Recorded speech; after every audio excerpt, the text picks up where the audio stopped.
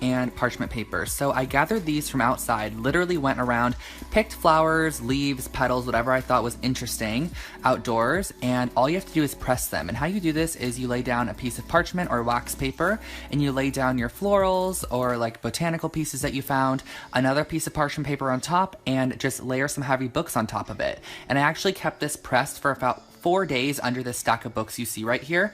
And once they were all completely pressed, they looked like this. And this is how they're going to look, and they're actually going to retain the shape and color, which is extremely nice. You basically pressed all of the life out of them, and this is what they look like now.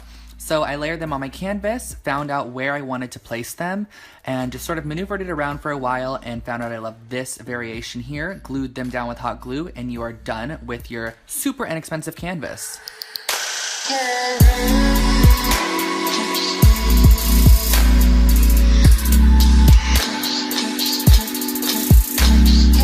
DIY number 2, all you're gonna need is some sea glass spray paint, a glue stick, a vase, ruler, paper, and scissors.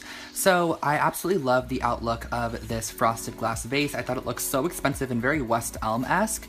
And what I did was cut out 2-inch strips from paper and just cut out some triangle masks. And basically, you can cut out any shape you would like out of just regular old printer paper and apply a bit of Elmer's glue stick to the back of that and just let the Elmer's glue stick dry, because once this dries, it actually turns into a slightly tacky but removable masking like piece. It's kind of like a post-it note, if you guys know what that is. It's basically a post-it note. You can put it on there and remove it. So I actually place these down, and wherever the paper is, the spray paint is not going to go on the glass. So I then brought it to a box and sprayed a layer of this Krylon Sea Glass spray paint, which I got at Michael's for about $4 with a coupon code or a coupon, and then you just pull off the little masking pieces and it shows the clear glass through. And I would highly suggest that you also put a mask on the top of it so that the spray paint doesn't get on the inside, but it is removable with acetone, just to let you know.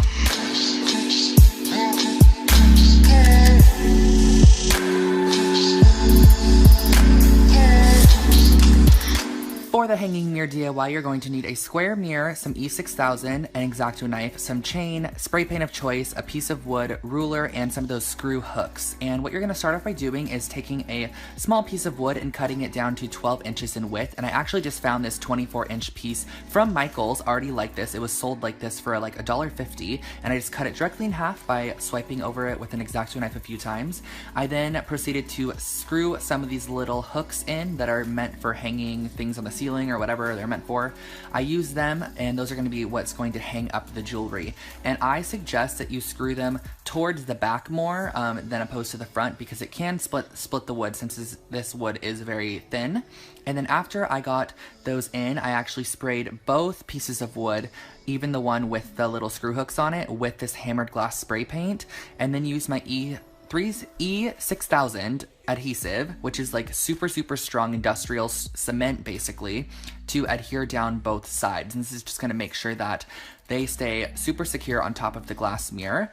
And then I just let that sit for a few minutes, or not a few minutes, I more let it sit for overnight. And then I added on the chain as well, using some big globs of E6000 adhesive, and that basically finishes off your hanging mirror with jewelry holders.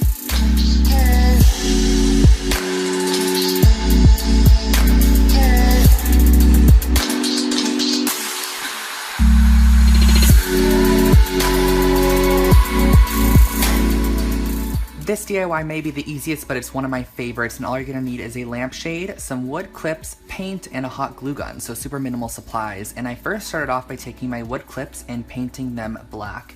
And I just painted half of them black because I actually wanted it to be a variety of wood and black. So I first started off by just gluing the plain wood clips to the very top, and I did it about every 3 inches.